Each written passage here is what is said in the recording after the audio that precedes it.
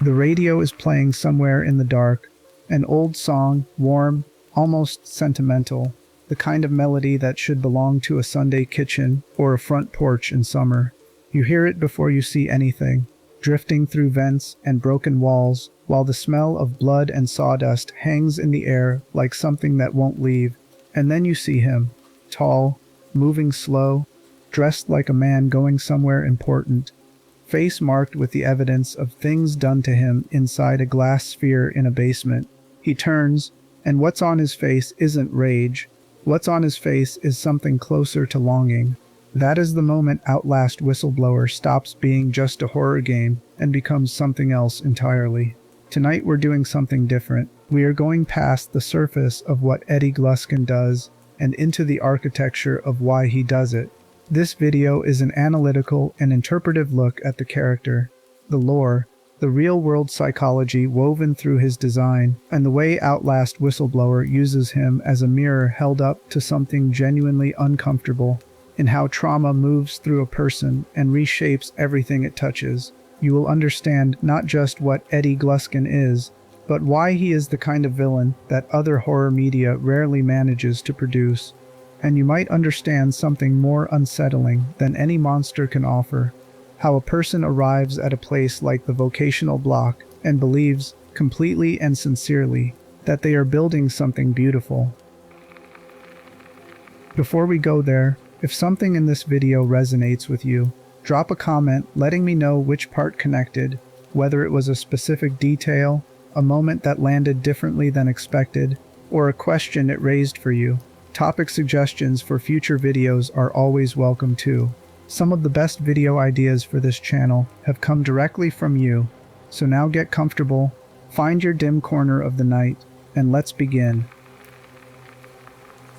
Chapter 1: The Man Behind the Glass. There is a specific kind of horror that comes not from a monster appearing, but from realizing a monster was already there, already watching, already waiting. Outlast Whistleblower opens this way: before chaos, before the asylum falls apart, when everything is still theoretically under institutional control. Wayland Park sits at a terminal in the underground lab doing what Murkoff hired him to do, which is maintain systems and not ask questions. Through the glass of the lab's observation window, a man is being brought in by guards who are not gentle about it. He is tall, well-built, dressed in what remains of a suit jacket, like a man who arrived for something other than what is happening to him now. His face in this first moment carries no violence. What it carries is fear and desperation, and the kind of plea that only happens when a person has already exhausted every other option. He presses against the glass. His mouth moves. He is asking Wayland for help. He is telling Wayland that Wayland has the power to stop this. Wayland does nothing. Murkoff's scientists restrain the man, secure him in one of the glass spheres, begin the session. The man's face disappears behind glass and machinery. His name is Eddie Gluskin, and the next time Wayland sees him, everything will have changed. This opening is doing something crucial that most horror games skip. It is introducing the villain as a victim first. There is a real person in that glass, a frightened person, and Wayland's helplessness to act is mirrored immediately back at the player through the controls. You cannot intervene, you can only watch. The scene is short, but it plants something important: the understanding that what Eddie Gluskin becomes inside the Vocational Block did not emerge from nothing. Something was done to him in that sphere. Something was done to him long before that sphere too. The game is asking you to remember both things when the time comes. Outlast Whistleblower is a DLC expansion to the original Outlast, released in 2014. It follows Wayland Park, a software contractor working at Mount Massive Asylum for the Murkoff Corporation. Wayland is the one who sent the anonymous email that brought journalist Miles Upshur to the asylum at the start of the base game. Whistleblower shows what happened to Wayland before, during, and after that decision, and it runs parallel to the events of Outlast rather than sequentially to them. The two protagonists occupy the same building at roughly the same time, moving through different sections, never quite crossing paths until the very end. This structural choice matters for understanding Eddie Gluskin, because it means the player experiences the vocational block, Gluskin's territory, through Wayland's eyes rather than Miles's, and Wayland has already watched Eddie Gluskin being experimented on. Wayland carries that image with him through everything that follows, and when Eddie eventually becomes a threat, that opening scene hovers in the background like a fact that refuses to become irrelevant. The setting that Eddie claims as his own tells you almost everything about what he wants before he appears. The vocational block is a section of the asylum designed, at some previous point in its history, for occupational therapy. There are sewing machines on long tables. There are dress forms, the kind used to fit fabric before cutting. There are spaces that once might have been organized around the idea of teaching patients a craft, giving them something productive to do with their hands. Eddie has repurposed all of it. The wedding dresses come first, draped over forms, pinned at seams, some unfinished. Sketches on the walls, careful and detailed, designs for gowns that show genuine attention, and something that resembles talent. Whoever drew these was not drawing carelessly. In a different context, this would be the workroom of someone with a passion for craft. In this context, it is a room that makes the skin crawl in ways that take a moment to name, because the incongruity between the care visible in the dresses and the blood on the floor beneath them is too wide to process at once. Then, further in, the bodies. Male patients, dressed and arranged in poses that suggest Eddie's idea of what a bride should look like, mutilated, surgically altered in the crudest possible terms, with tools that are not surgical and with no knowledge that resembles medicine, hung from ceiling fixtures in the gymnasium like trophies at the end of the hall, dozens of them, their faces covered. One of Wayland's notes in this section references Bluebeard. The comparison is exact, and the game earns it. Bluebeard is a French folktale, first published in the late 17th century, about a wealthy man with a history of wives who disappeared. He marries again, leaves his new bride with keys to every room in his house, and forbids her to open one specific door. She opens it.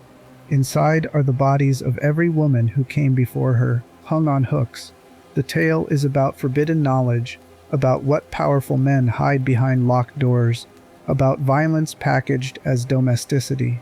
Wayland walks into the gymnasium and encounters the exact same chamber, transposed into an asylum block, updated in its horror but identical in its structural logic.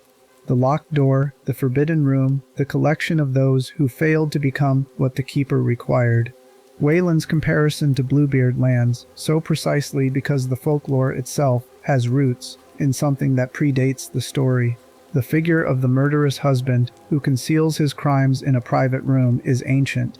Versions of the tale exist across cultures, each with slight variations, but the central image persists.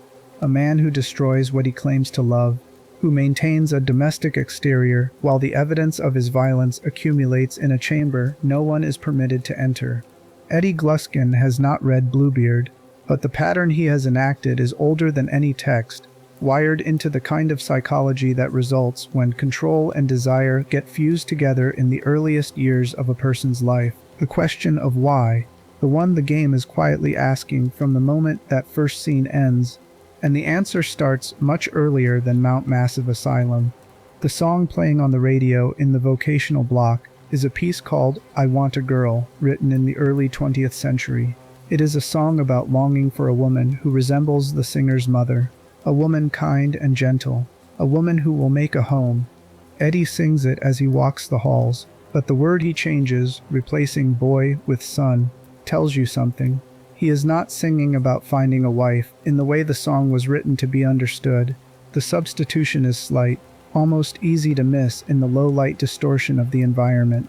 It shifts the desire from romantic to something more complex, more layered, more rooted in a specific image of what a family should look like.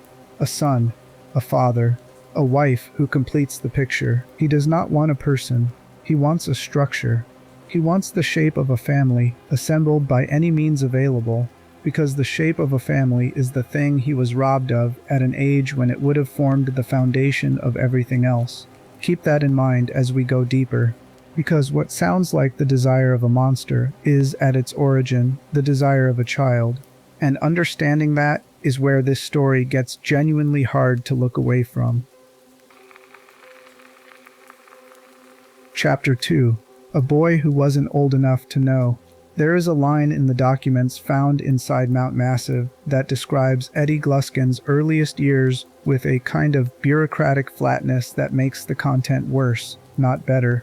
The abuse he experienced at the hands of his father and uncle was, the records note, a matter of medical and public record. He was not old enough to understand what was being done to him. He only knew that it hurt. His father and uncle photographed what they did. Both were eventually caught, eventually incarcerated. The legal system, such as it was, eventually intervened. But by the time it did, the damage had already settled into the architecture of who Eddie Gluskin was becoming. Not the surface damage, the kind visible and treatable. The deeper kind, the kind that happens when the people charged with your formation instead use you as an object. When the first relationships of your life teach you that intimacy and harm are the same thing. When your brain is still actively building its understanding of what other people are and what they are for, and the lesson it receives is catastrophically wrong. The coping mechanism he developed is significant. As an adult, and specifically as a patient, Gluskin claimed he was raised in what he described as a Leave It to Beaver household. That television program, for those who need context, was a 1950s American sitcom built around an idealized suburban family. Father, mother, children. A home where problems were resolvable, and love was demonstrated, and nothing was hidden behind a locked door. The family that television of that era assured viewers was normal, achievable, the correct shape of human life. Eddie Gluskin invented this family for himself. He told people about it with the conviction of a man describing something real. The fabrication was not manipulation, it was survival. A mind will sometimes build a false history because the true one is incompatible with continued functioning. By the time he arrived at Mount Massive, the invented childhood may have felt more real to him than the one that actually happened, because the brain has ways of protecting itself from memories it cannot otherwise carry. Research into complex post-traumatic stress disorder, specifically the kind that results from chronic childhood abuse rather than single-incident trauma, has found that one of its most consistent features is disruption to what psychologists call the attachment system. This is the neural and psychological framework that humans develop in infancy and early childhood, shaped by relationships with caregivers. A secure attachment forms when a caregiver is reliably present, responsive, and safe. When caregivers are the source of harm rather than comfort, the attachment system builds around a different template. The understanding that closeness leads to danger, that the people who claim to love you are the people who hurt you most, that desire and threat are indistinguishable. Children who develop within this template do not grow out of it automatically. The template becomes the lens through which all future relationships are interpreted. They seek connection because connection is a basic human need that doesn't disappear just because it has been corrupted. But the form that seeking takes is shaped entirely by what they have learned about what connection involves. For some people, this means repeated relationships with abusive partners, because abuse is what intimacy was. For others, it means flinching away from closeness entirely. For a very small number, the distortion runs deep enough and combines with enough other factors to produce something that turns outward in violence. Eddie Gluskin did not simply grow up, process what happened to him, and then arrive at Mount Massive a dangerous man. The timeline is more complicated and more tragic. As a young child, he was victimized within his own family by the people most responsible for his safety. As he grew, that experience did not become integrated into his self-understanding in any healthy way. There was no intervention that worked. What emerged instead was a man who became, before his incarceration, a misogynistic serial killer who mutilated women. The documented connection between his abuse and his crimes is noted in the asylum's own records. The implication being that his insanity stemmed from what was done to him as a child. This is not an excuse. Violence against others is always, in the end, the choice made, and whatever drove that choice does not erase its consequences for the people he hurt. But the clinical trajectory from victim of childhood sexual abuse to perpetrator of violence against adults is one that researchers have documented extensively, and understanding it does not require endorsement of it. What childhood sexual abuse does to developing sexuality is, clinically speaking, one of the most well-documented pathways to disordered adult behavior. The developing mind, during the years when it is forming its fundamental understanding of bodies, boundaries, and what relationships between people mean, receives corrupted information. The normal development of sexuality gets fused with memories of harm. The distinction between desire and aggression becomes blurred, sometimes erased. For some survivors, this never manifests outwardly at all, and they live their whole lives working to separate what was done to them from who they are. For others, the corruption runs too deep, combines with isolation and untreated trauma, and the absence of any corrective relationship, and produces something that eventually harms others. Eddie Gluskin's victims before Mount Massive were women. His documented behavior was misogynistic. The targeting of women by a man whose earliest experience of harm was perpetrated by men carries its own psychological logic, one that researchers have explored in the context of how abused individuals sometimes displace anger and fear onto targets that feel safer or more available than the original source of harm. The connection between his documented abuse and his documented crimes is something the game does not state explicitly, but leaves unmistakably clear for anyone reading the records carefully. His mother is never mentioned. In the absence of documentation, what can be noted is what the song reveals: the longing for a particular kind of woman, the substitution of son for boy, the framing of the family unit as the goal of every action in the vocational block. The fantasy he has constructed inside the asylum is not primarily about sexuality in any simple sense. It is about family, a proper family with proper roles, a wife who will be gentle and patient, and who will give him a son. The Leave It to Beaver home he invented for his past has become the Leave It to Beaver home he is trying to construct for his present, by any means his fractured mind can manage. This is where the horror of Eddie Gluskin moves past the horror of his violence and into something that requires real psychological engagement. The violence is the terrible method. The goal underneath is heartbreakingly ordinary. He wants what most people want: a family, a home, someone to come back to. The nightmare is not that he desires something monstrous. The nightmare is that he desires something human, and the only tools available to him for its construction are those shaped by a childhood that made monstrousness out of love. That gap between the ordinary desire and the devastating method is what makes Eddie Gluskin the most disturbing villain in gaming. And we have barely reached the doors of the vocational block. Here is the thing the rest of this video is going to show you. What happened to Gluskin in the Morphogenic Engine did not create what he became. It accelerated and magnified something already there. And understanding what the engine does to a person who walks into it carrying that specific damage is how you understand why the vocational block looks the way it does. But before we go there, you need to understand what he was before the asylum got hold of him. Because the man who begged Wayland Park for help through a glass wall was not just a victim of Murkoff's experiments. He was already something dangerous when he arrived. And that combination, the pre-existing damage plus the engine's acceleration plus the chaos of the asylum collapse, is what produces a wedding dress hung in a building that smells like a slaughterhouse. You already know the beginning. The middle is darker.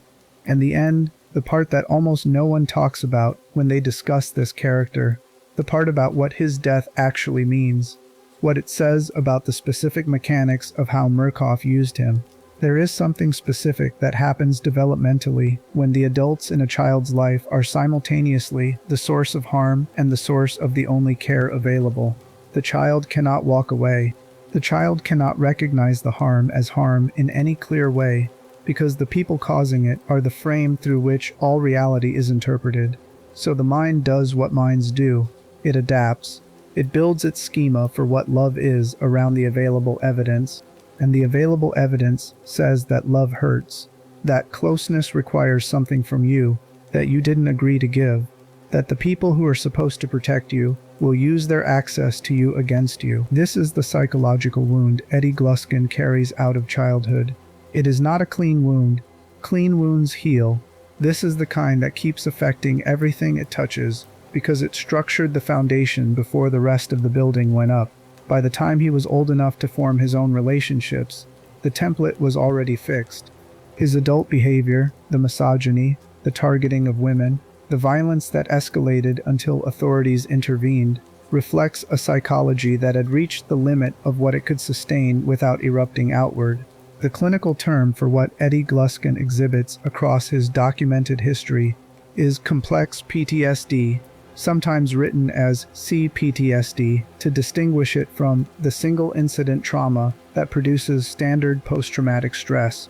Complex PTSD was recognized formally as a separate condition relatively recently in clinical literature, though researchers had been documenting its features for decades under various names.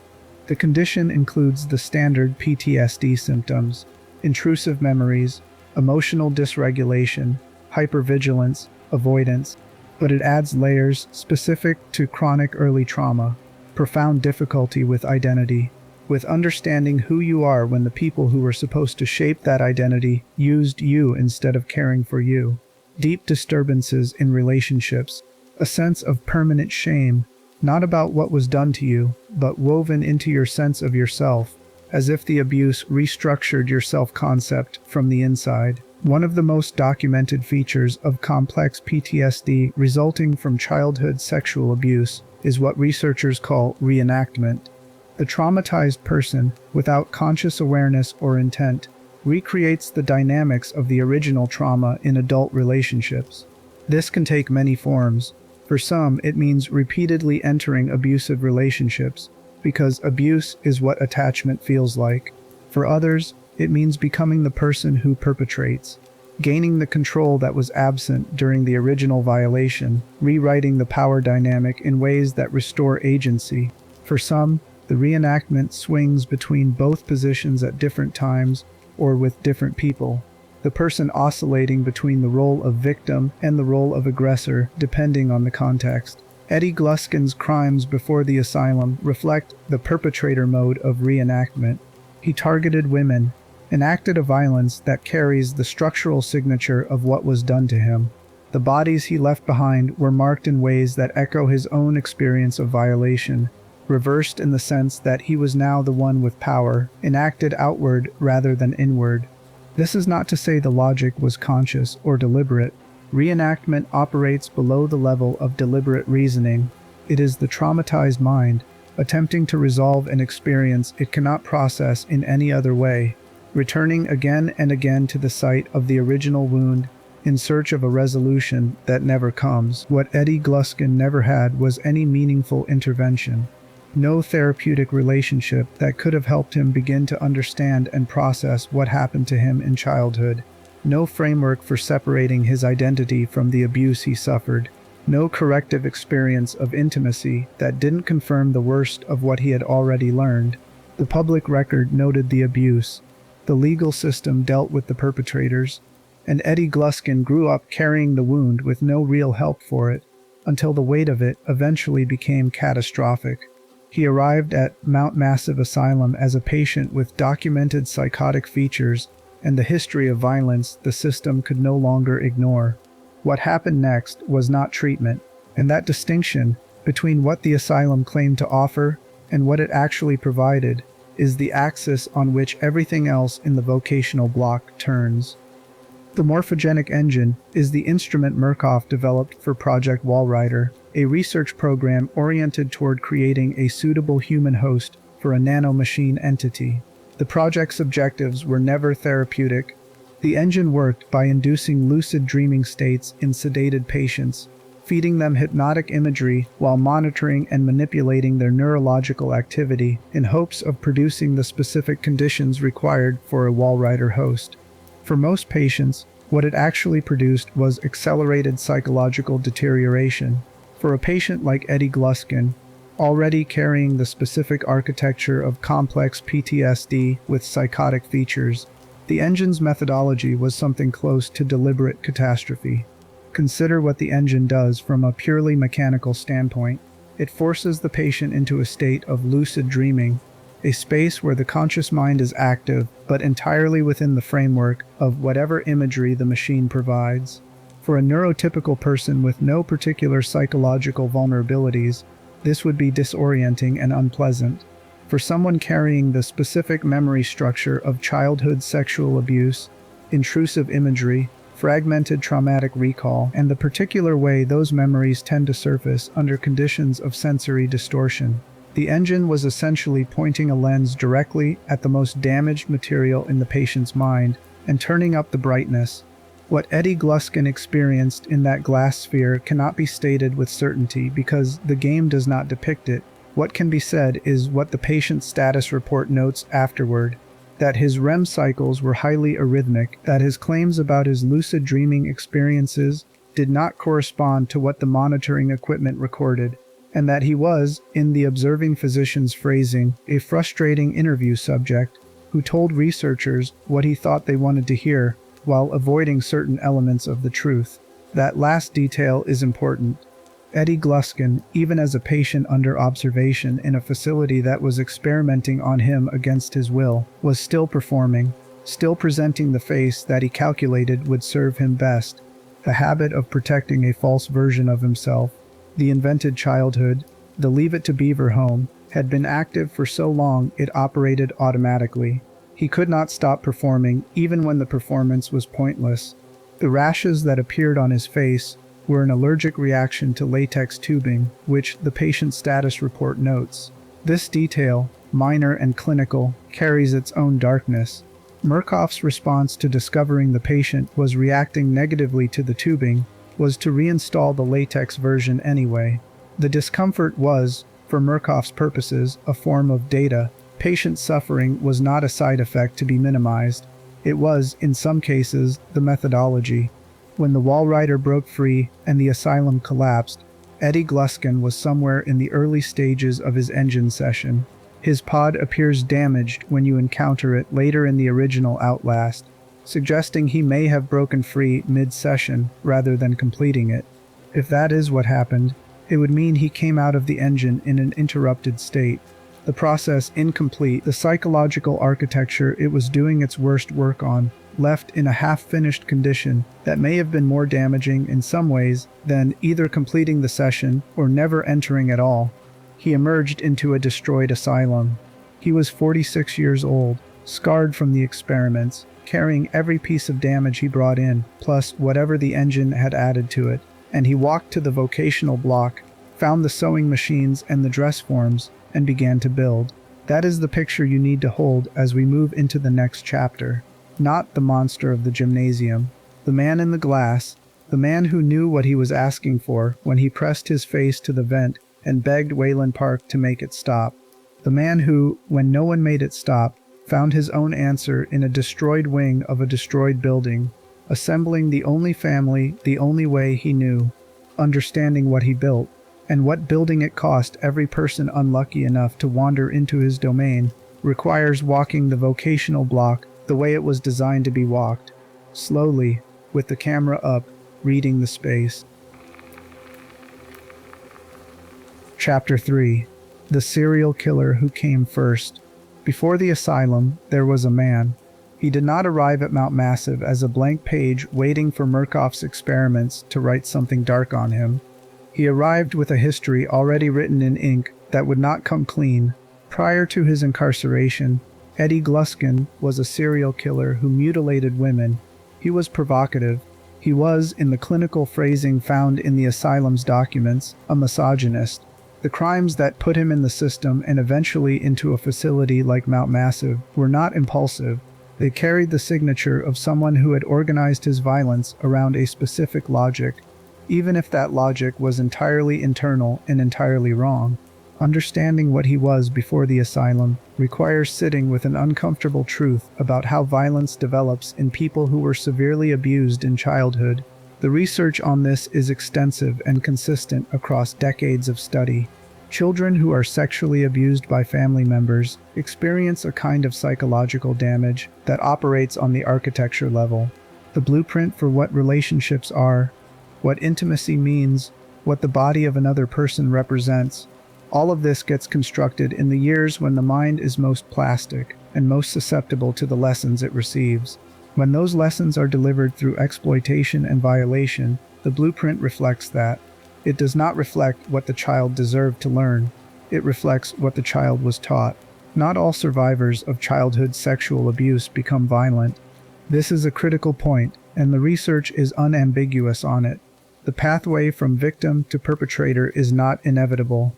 Most people who carry this history navigate it without harming others, often at great personal cost, often through enormous effort and the gradual work of rebuilding the blueprint. But there are specific factors that increase the risk of the pathway moving in the direction of outward harm: lack of any therapeutic intervention, absence of supportive adult relationships, the development of psychotic features as the untreated trauma deepens, and the formation of what researchers describe as a rigid, distorted cognitive schema around gender and sexuality that never gets challenged or corrected. Eddie Gluskin appears to have had all of these factors working against him simultaneously. No documentation in the game suggests any meaningful therapeutic intervention at any point before his criminal behavior escalated to the level of incarceration. The coping mechanism he developed, the fabricated childhood, the Leave It to Beaver household, points to a mind that had been working alone on a problem it could not solve, constructing a fictional resolution because a real one was not available. His targeting of women specifically, given that his abusers were men, is a pattern that appears in trauma research under the category of displaced aggression. The original source of harm is too powerful, too close, too fused with the early experience of caregiving to be confronted directly.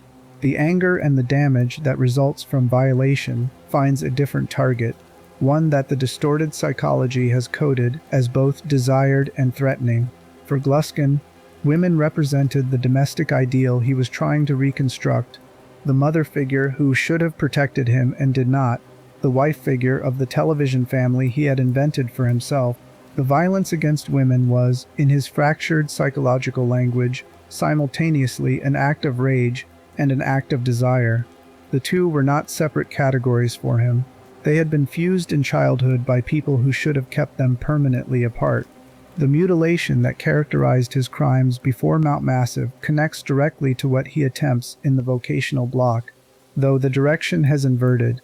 Earlier in his criminal history, he targeted women and enacted violence on their bodies in ways that reflect his specific psychological damage around gender and violation.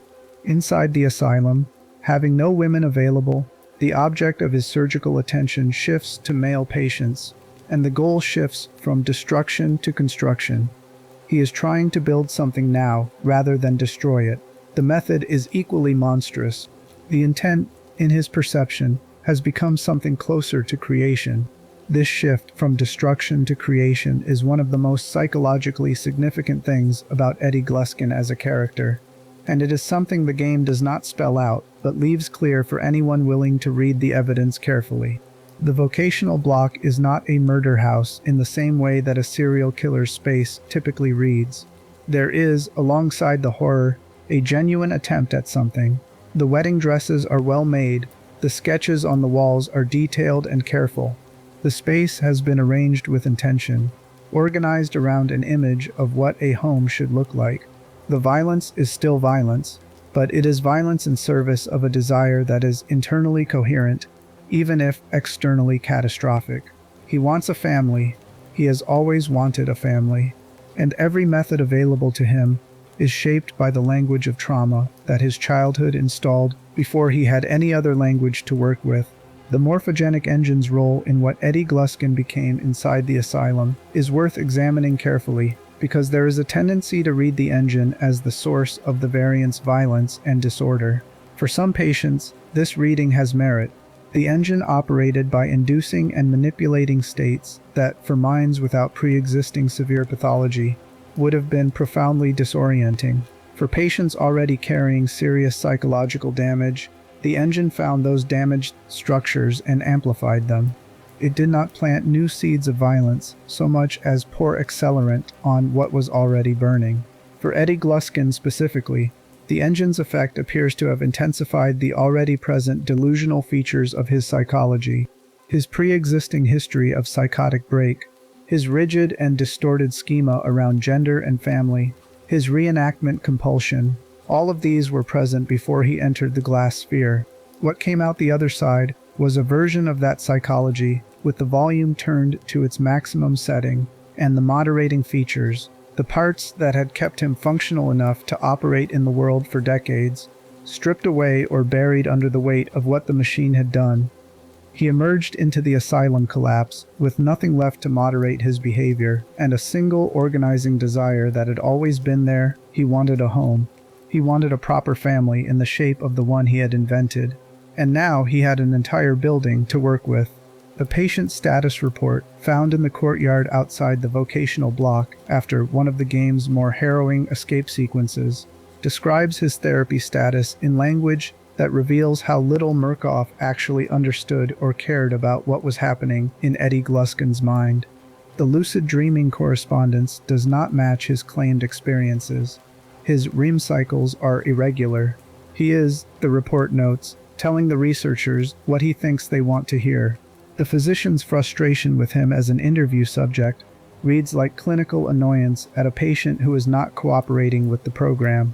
What it actually documents is a man who has been performing compliance his entire life, who knows instinctively that honesty about his inner experience leads nowhere good, who is navigating yet another environment in which the people with power over him are using that power against him. The brief window Wayland gets into Eddie's mind through that document reveals someone who is simultaneously more aware than the researchers give him credit for, and less able to help himself than anyone in that facility recognized. He knows the right things to say. He has always known. Knowing the right things to say is a survival skill learned in childhood by children who cannot afford to show the people controlling them what is actually happening inside. And now here is the thing that should stay with you as we move into the next chapter, the thing that the gymnasium in the Vocational Block is actually about. Every person hanging in that room is, in Eddie Gluskin's interior logic, a failed attempt. He is not a man who wanted to fill a gymnasium with bodies. He is a man who kept trying to build something and kept arriving at the same outcome, because the only tools he had access to were the tools of violence, and violence cannot build what he was reaching for. He is a man who failed at the one thing he wanted dozens of times over and kept trying anyway. The gymnasium is not a trophy room.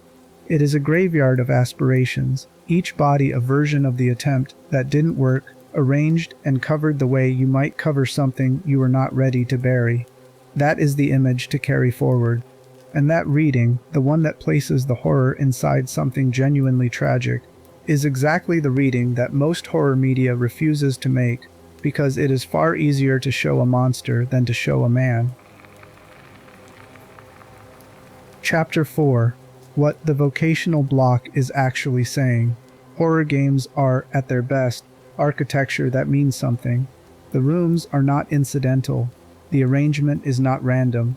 The specific details of a space, what is present and where, what is missing and why, tell the story that the cutscenes and the documents only partly reveal. The Vocational Block in Outlast Whistleblower is one of the most carefully designed horror environments in the medium, and it rewards the player who moves through it slowly enough to read it rather than sprint through it terrified. Let's start at the beginning. Before Eddie appears and the chase begins, before Wayland's ankle is injured, before the locker scene and everything that follows, there is a period of exploration in the block's upper sections. Variants cluster in the dark corners of stacked furniture and old equipment, whispering about the man downstairs. Their fear is specific and immediate.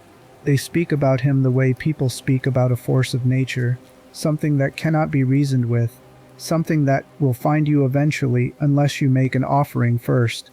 Dennis, the variant diagnosed with dissociative identity disorder who occupies the attic space, has built his entire survival strategy around providing Gluskin with candidates. He trades people to the man below in exchange for being left alone himself. This dynamic, the way the other patients have organized their behavior around Eddie Gluskin's need, tells you something important before you ever see him clearly. He has become a gravitational center for the block's chaos. The other variants are not safe inside the asylum in any sense, but they have recognized that Gluskin operates by a comprehensible logic, one that can be predicted and, to some degree, appeased. He wants someone. Give him someone, and he will leave you alone. The horror of this arrangement is that it mirrors, with terrible fidelity, the way that institutions of abuse often function.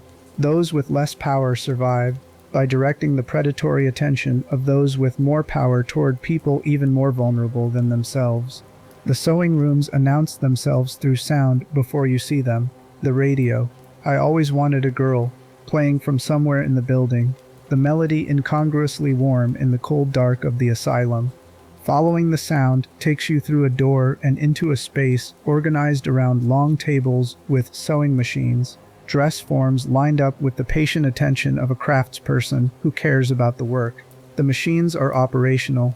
The fabric is cut and pinned with genuine skill. Let that detail breathe for a moment. The dress that hangs in this room is not the work of someone randomly destroying materials. The seams are even. The construction is deliberate. Whoever made it had a vision they were trying to execute, and they possessed enough technical knowledge to execute it with some fidelity to that vision. In another life, in a different arrangement of circumstances, this could be the workroom of someone with a passion for textile craft, someone who found satisfaction in taking flat fabric and giving it the three-dimensional shape of something meant to be worn. The horror is not that the work is bad. The horror is that the work is careful. Behind a lit curtain, further into the sewing area, is the scene that Wayland records in his notes as "What fresh hell." The details are not pleasant, and they will not be described in graphic terms here. What matters for the reading of the space is that Eddie Gluskin has attempted, with the same care visible in the dresses, to stage a scene that represents nativity, birth, the beginning of a family. The attempt is horrifying in its execution, but the intent embedded in it is unmistakable. He is not celebrating violence for its own sake. He is trying to dramatize a beginning, the first member of the family arriving, the continuation of a line. This is the Vocational Block's first major statement about what Eddie Gluskin wants, presented in the most disturbing possible visual terms. He wants children. He wants the family unit to be complete.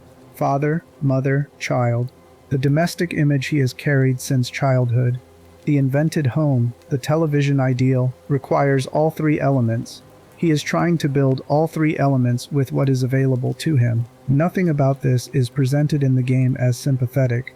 The game is clear about what it is, but the reading available to someone willing to look at the intent beneath the horror reveals a psychology that is not simply violent for violence's sake. There is a terrible coherence to it. That coherence is what makes it so much more disturbing than chaos would be. Continuing through the block, the player finds hallways with dress forms decorated more like displays than working pieces. Heads placed on some of them, the faces of male patients who did not survive Eddie's search for the right bride. The severed heads on display represent failure in his internal taxonomy. These are the candidates who didn't work. The bride who died during the attempt, or who resisted too strongly, or who somehow failed to meet the requirements he was measuring against an image that exists only inside his mind. They are displayed rather than discarded, which suggests he has not let go of them. They remain present in the space he has claimed, part of the record of his attempts, witnesses to the ongoing project. The locked door that Wayland tries to open at the end of the sewing rooms is the first direct encounter with Eddie's face. He appears at the glass window, pressing close, grinning. His face is now marked with the evidence of the engine's experiments, the skin altered, the eyes discolored. The man who begged for help behind glass in the underground lab is now on the other side of another glass barrier, and the emotion on his face has shifted entirely from fear to something that the game's design is careful not to read simply as malice. There is anticipation in it. There is something almost excited. He has found a candidate. What the game does mechanically at this point is significant, and we will go deeper into it in the next chapter. For now, let's continue the spatial reading. The elevator shaft drop, the injury to Wayland's leg, the transformation from a running protagonist to a limping one. This is a deliberate design choice that alters the entire emotional register of everything that follows. You are slower now. You cannot run effectively. The gap between you and Gluskin has narrowed dramatically and will not widen again for the rest of the chapter. The game has repositioned you from prey that might outrun the predator to prey that almost certainly cannot. The shift in power is total and immediate, and it is coded into the controls themselves rather than communicated through cutscene. There is a psychological precision to this injury that connects to the real-world experience of encounters with people like Eddie Gluskin in the contexts outside horror games where such psychology operates. Survivors of abuse, of assault, of encounters with predatory people who move with the specific confidence of someone who has always gotten what they wanted, frequently describe a similar experience of suddenly losing the ability to run, feeling rooted, feeling the gap between themselves and the person threatening them collapse in ways that feel disproportionate to the physical circumstances. The game translates this experience into mechanics. The leg is not just a gameplay limitation. It is the body's response to a situation that the mind cannot fully process, rendered in controls that you physically have to work against. The locker scene is where the game's restraint becomes most apparent and most effective. Waylon hides, Eddie finds him. The sleeping gas, the loss of consciousness, the transition to the inside of a locker looking out through the slats. Waylon is awake now, aware, watching. What he sees through those slats is Eddie Gluskin operating on 2 other patients he has already captured, conducting the procedures he believes are necessary to transform them into appropriate brides. The game does not show this graphically. It places you behind a visual barrier that filters the most extreme content into silhouette and implication. The sounds fill what the visuals withhold. The choice to put the camera behind the locker slats is one of the most significant design decisions in the entire chapter. It places the player in the position of someone who cannot look away, cannot intervene, can only witness. Bearing witness to atrocity without the ability to act is a specific kind of horror that has no parallel in action-based game design. It is the horror of documentation without power. It connects directly to what Outlast as a franchise does with Waylon and Miles as characters. Both are people with cameras, people whose job is to record what they cannot stop. The locker scene is the purest expression of that dynamic in the entire game. When Waylon is placed on the table, the game withholds. The saw begins its motion. A variant appears, interrupts. Waylon escapes through a window, falls, injures himself again. The escalation of injury is part of the design too.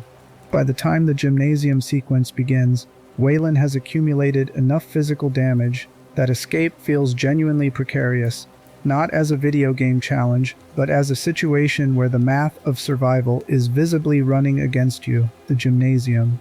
Most discussions of Eddie Gluskin in gaming spaces describe the gymnasium in terms of its sheer scale and horror, the number of bodies, the arrangement, the ceiling hung with the evidence of every failed attempt. The Bluebeard's chamber reading is exact and the game earns it fully. But there is a layer beneath the Bluebeard comparison that Waylon's note does not go to because Waylon is too frightened and exhausted to be doing literary theory in that moment. The bodies in the gymnasium are all arranged the same way. They are hung, covered. None of their faces are visible except those placed on the dress forms. The covering of faces is a specific detail that distinguishes Gluskin's arrangement from the trophy display logic of other serial killer archetypes. A trophy display keeps the face visible.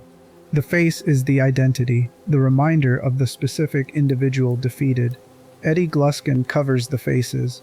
He is not keeping trophies.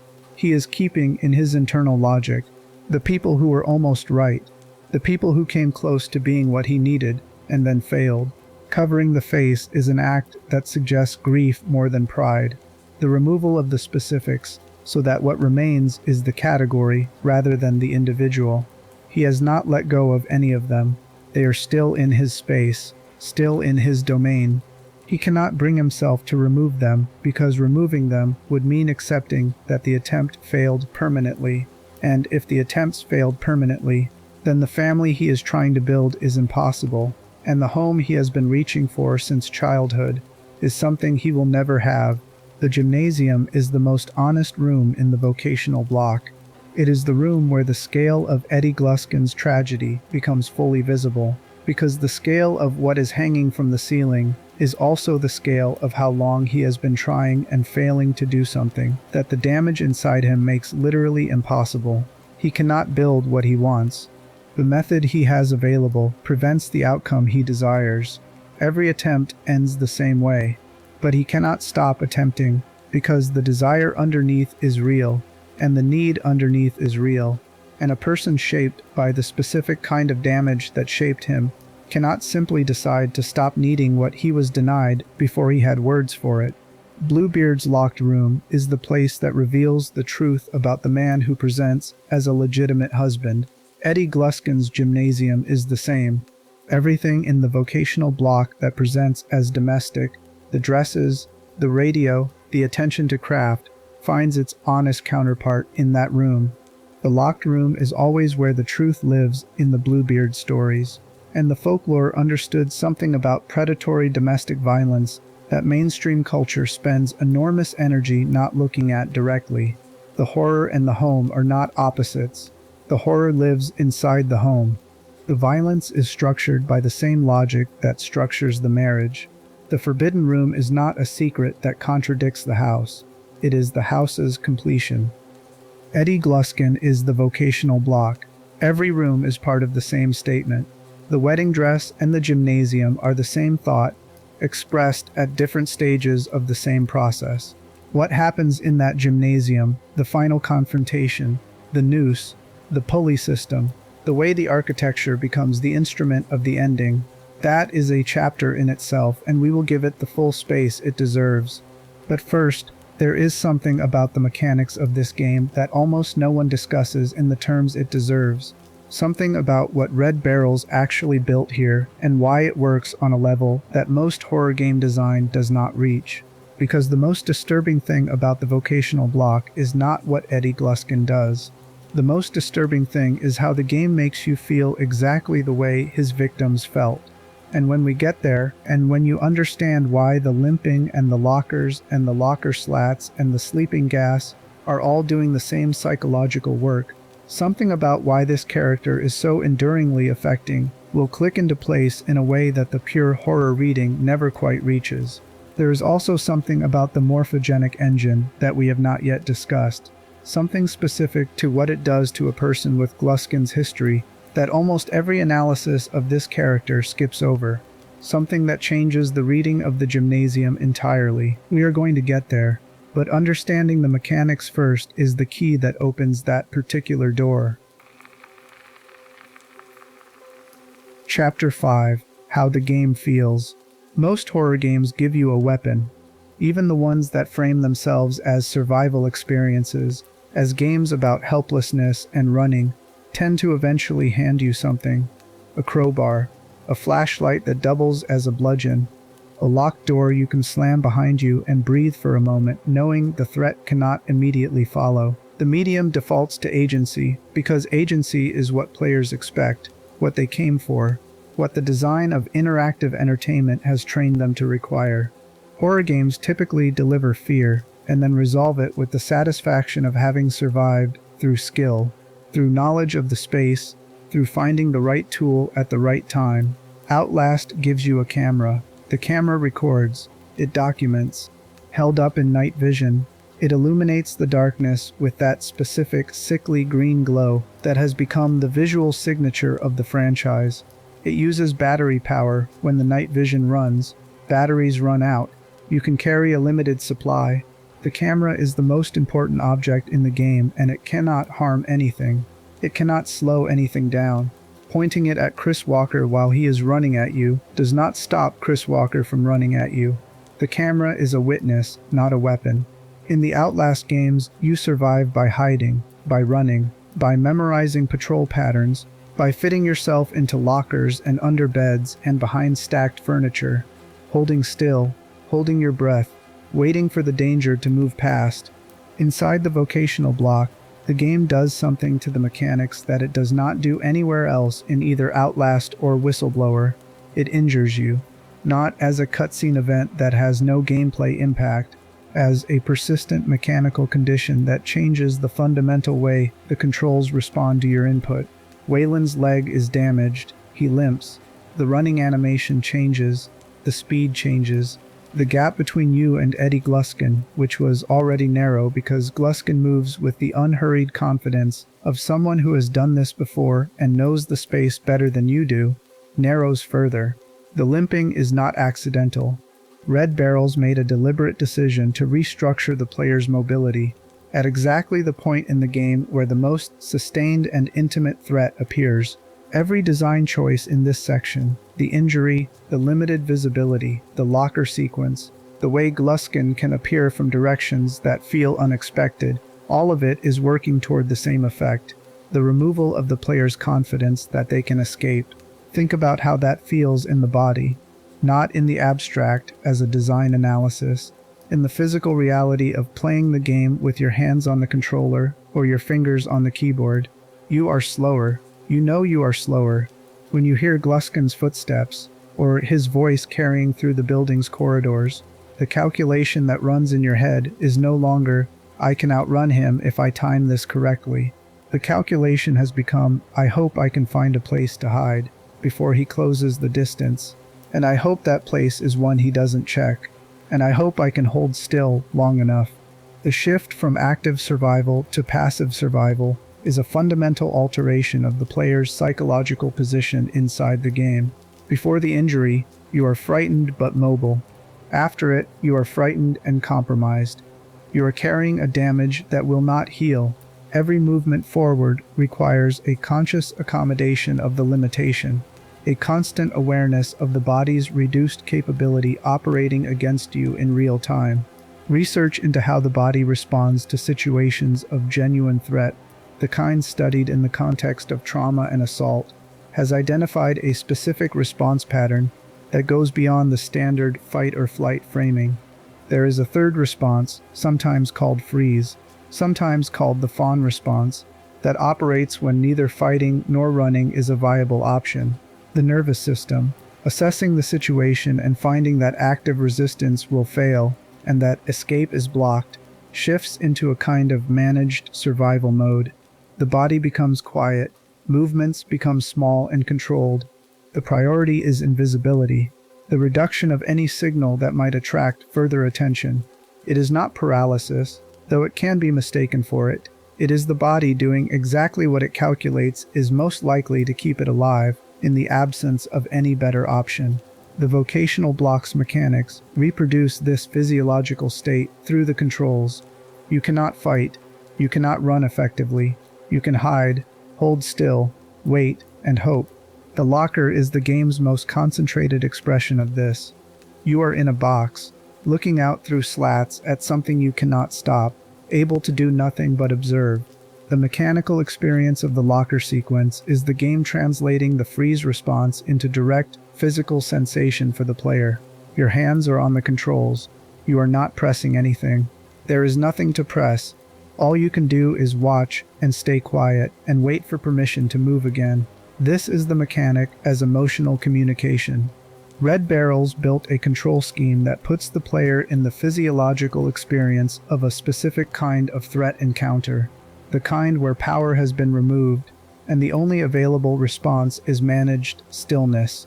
The game makes you feel that, in your hands, in your chest, in the particular silence that descends when you are in the locker listening and you cannot hear footsteps and you do not know if that means he has moved away or if it means he is right outside and waiting.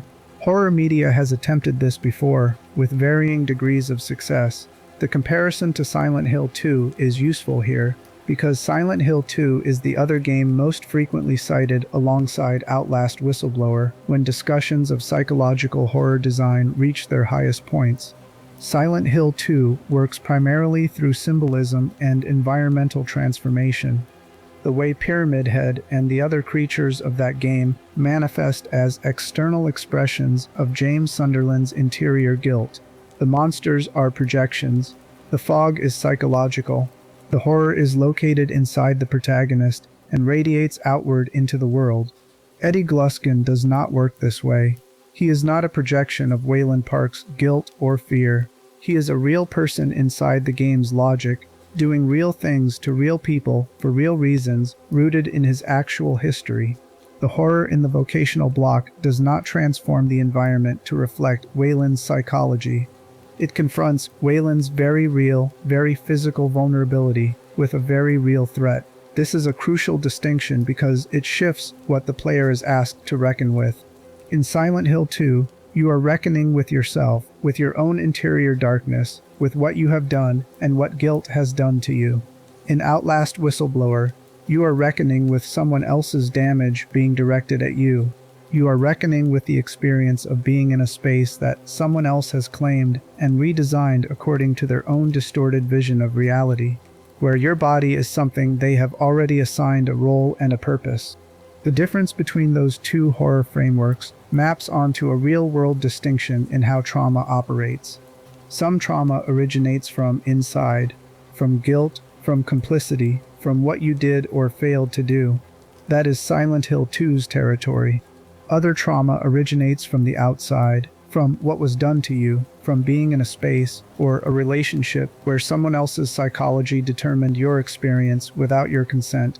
That is the vocational block's territory. And here is where the mechanic connects back to Eddie Gluskin's history in a way that makes the vocational block more than just a very effective horror level.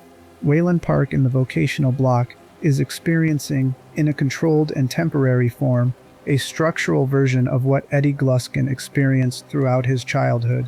The removal of the ability to run, the hiding in enclosed spaces, the watching through barriers at things happening that you cannot stop, the dependency on the threat not noticing you, on remaining invisible enough to survive. The game places you inside that structural experience without naming it. It does not say, "This is what happened to him." It makes you feel a version of it in your body, and leaves the connection for you to draw yourself. That is the sophistication of the vocational block's design that most discussions of Outlast Whistleblower either miss or glide past. The mechanics are not just effective horror design. They are an argument. They are the game saying, through the language of controls and consequences, rather than through dialogue or text, that there is something connecting the threat you are experiencing to the history that produced the threat. You are not just surviving Eddie Gluskin. You are moving through a space designed by the logic of his damage, and the controls are reflecting that damage back at you. Resident Evil's most effective entries, particularly the early ones, use the concept of environmental design as psychological pressure. Limited inventory, fixed save points, resource management that forced constant calculation of risk against reward. The horror in those games was partly about the space itself being against you, about the mansion of Resident Evil 1 being a place that felt designed to prevent your success at every turn. The vocational block has a version of this, but the pressure is more intimate. You are not navigating an adversarial environment. You are navigating someone's home, someone who has organized this space around a specific purpose, who knows it completely, who has built it to serve their design rather than yours. The asymmetry of knowledge is absolute. You are a visitor inside something Eddie Gluskin has already mastered. The noose sequence that ends the chapter is the mechanical culmination of everything that preceded it. Wayland has been captured again. Wayland is going to be hanged. The control the game returns to you at this moment is minimal. The ability to resist the hanging, to struggle against it, to shift Wayland's weight in ways that cause the pulley system to malfunction. The outcome, Gluskin caught in his own rigging and propelled upward onto the rebar protruding from the ceiling, depends on Wayland doing something that does not directly defeat Gluskin. Wayland does not win the confrontation. Wayland survives the confrontation because the architecture of Gluskin's own attempt becomes the instrument of its failure. The significance of this ending is not only narrative. Mechanically, it preserves the game's consistent message about what kind of protagonist Wayland is and what kind of power he has. He cannot overpower Gluskin. He cannot outrun Gluskin at this point. What he can do is resist imperfectly in a space that he understands less well than Gluskin does, and that resistance happens to interact with the mechanisms Gluskin himself built in ways that Gluskin did not anticipate. The villain is destroyed by his own construction. That is not accidental. It is the game's thematic statement about what Gluskin's project ultimately produces, and we are going to come back to it in the chapter about his death, because what that moment means for the reading of the entire character is something that goes deeper than dramatic irony. But first, the thing that almost no one discusses when they discuss Eddie Gluskin.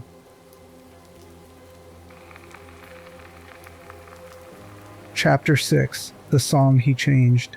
Something has been in the background of this entire video, present from the first time you heard that radio in the vocational block, waiting for the right moment to be examined directly. The song is I Want a Girl, a piece from the early 20th century. The original lyrics express a simple and sentimental desire to find a woman with qualities similar to the singer's mother: patience, gentleness, warmth, a woman to marry, to come home to grow old with.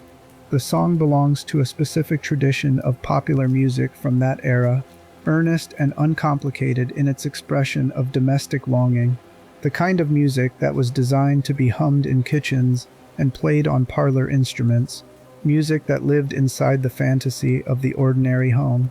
Eddie sings it while he hunts you. The melody does not change, the longing in it does not change, but one word does. Where the original lyric says girl, Eddie substitutes boy. The replacement is small enough to miss on a first playthrough, particularly because the game does not call attention to it. There is no document that says notice this.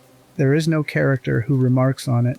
It is placed there in the audio design and left entirely for the player to catch or not catch. And among those who do catch it, the response tends to be visceral discomfort, because the substitution does something to the meaning of the song that the original word does not do.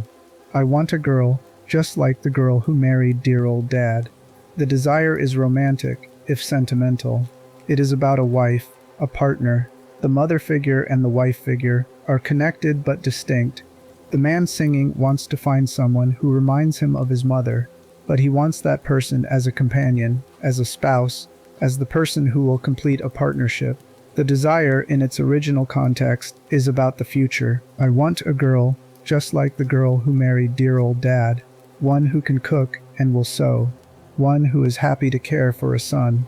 The substitution shifts the entire temporal and relational weight of the song.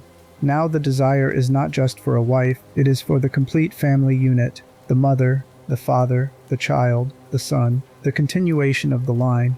Eddie is not just singing about finding a partner. He is singing about building a family with a specific role already assigned to its hypothetical newest member. This is the part of Eddie Gluskin's psychology that almost no analysis stops long enough to look at directly. His goal inside the vocational block has never simply been to find a bride.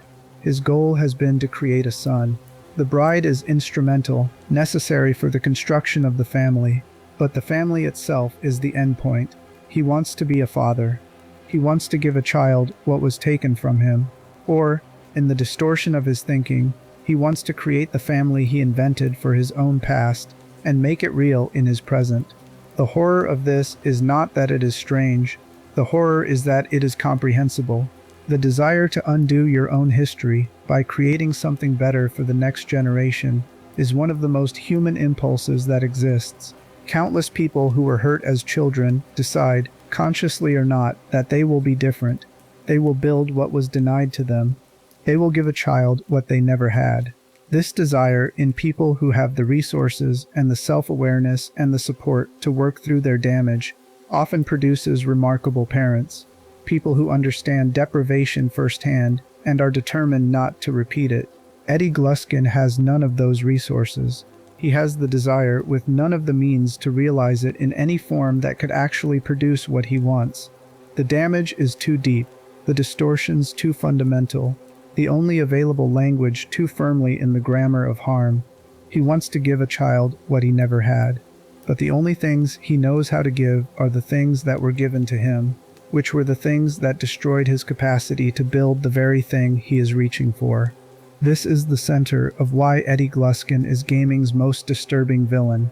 And it is the answer this video has been building toward from the opening frame. The disturbing quality is not located in the violence. Other horror villains are violent with comparable or greater intensity. The disturbing quality is not located in the grotesque imagery of the vocational block, though that imagery is genuinely effective and does the work it is designed to do. The disturbing quality is located in the gap between the desire and the method, in the fact that the desire is one most people will recognize from their own interior life, the longing for family, for home, for continuity, for a child who will be better than you were, for the chance to give what you were denied. That desire is profoundly ordinary. And then there is the method, which is everything the ordinary desire is not.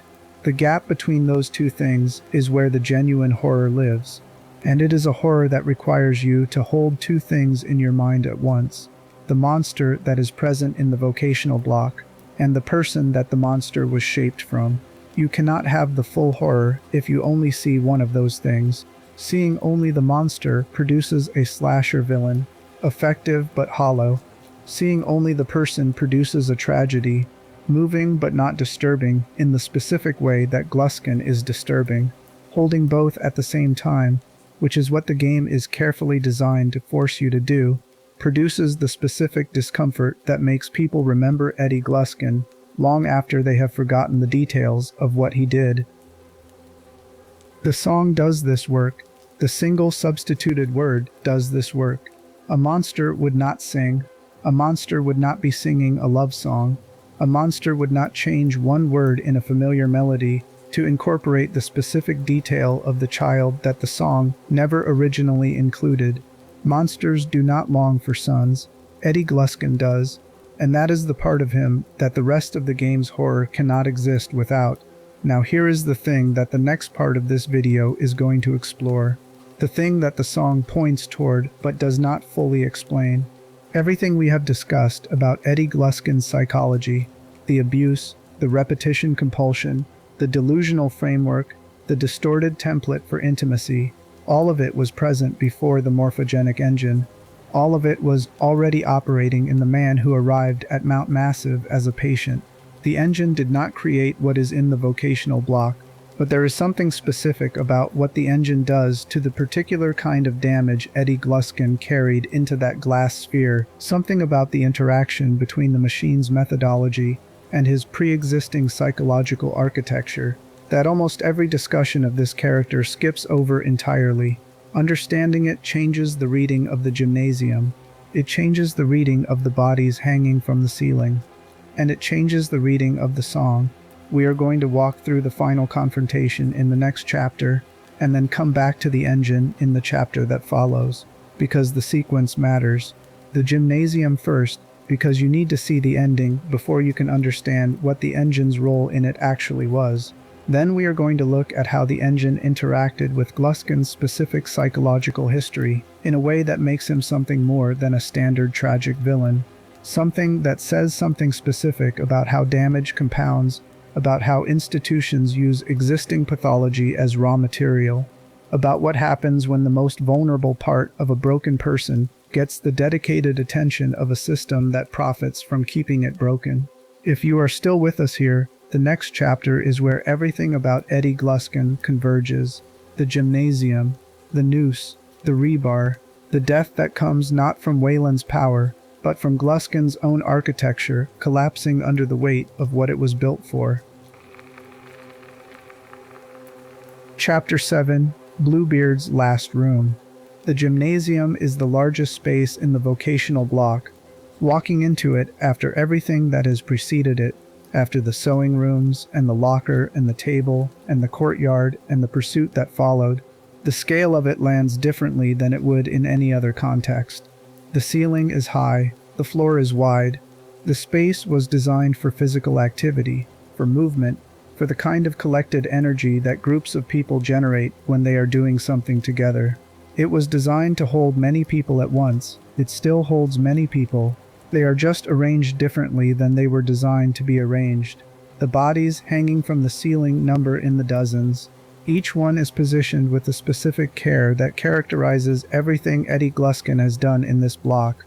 Arranged rather than discarded. covered rather than displayed in the conventional sense of a trophy. The gymnasium is, in this reading, a place of accumulated grief rather than celebration. Every person hanging there represents an attempt that ended the same way. The family was going to begin here, the bride was going to be found here, the son was going to be conceived here. In whatever confused and distorted version of that event Eddie's psychology could construct, none of it worked. Every attempt produced the same outcome. And every failed attempt was brought here and covered and kept, because the man who built this place cannot let go of the people he was trying, in his way, to love. Wayland enters this room having already been through too much. The leg is worse. The cumulative injury of the chapter has settled into the body in a way that the controls reflect. Every movement is slower, more effortful, weighted with damage accumulated across the course of a single terrible night. The camera, still in his hands, still running, still recording, is the only constant. The journalist reflex, the one that sent him to his computer to write the email that started all of this, is still operating even here. He cannot stop documenting, even when there is nothing he can do with what he records. Gluskin is in the gymnasium too. He captures Wayland. The noose goes around Wayland's neck. Eddie's behavior at this moment shifts in a way that deserves close attention, because it reveals something about his psychology that the earlier pursuit sequences do not fully expose. He is not simply angry, he is hurt.